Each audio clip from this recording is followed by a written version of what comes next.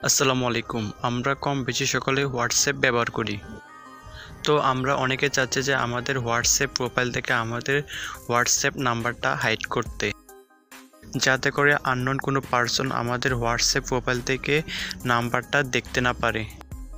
মানে হচ্ছে আমাদের হোয়াটসঅ্যাপ প্রোফাইল থেকে আমাদের হোয়াটসঅ্যাপ নাম্বারটা সবার থেকে হাইড করতে, যাতে করে আমাদের হোয়াটসঅ্যাপ প্রোফাইল থেকে হোয়াটসঅ্যাপ নাম্বারটা কেউ দেখতে না পারে বা কেউ কালেক্ট করতে না পারে। তো কিভাবে আমরা হোয়াটসঅ্যাপ প্রোফাইল থেকে আমাদের হোয়াটসঅ্যাপ নাম্বারটা হাইড করব, এটা আমরা অনেকে জানি না।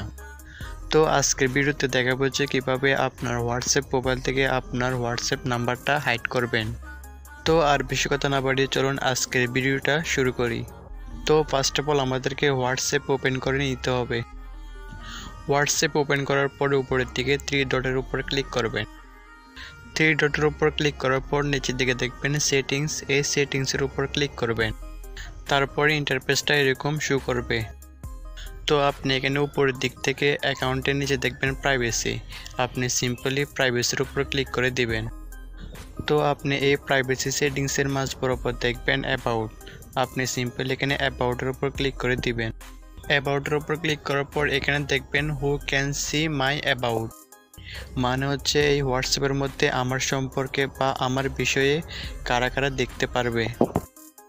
এখানে যদি এভরিওয়ান সিলেক্ট করে রাখেন তাহলে আপনার হোয়াটসঅ্যাপ প্রোফাইল সম্পর্কে সবাই দেখতে পারবে।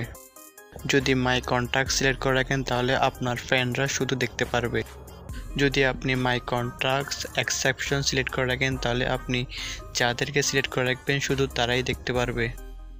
যদি নোবডি সিলেক্ট করে রাখেন তাহলে আপনার হোয়াটসঅ্যাপ প্রোফাইল সম্পর্কে কেউ কিছু দেখতে পারবে না।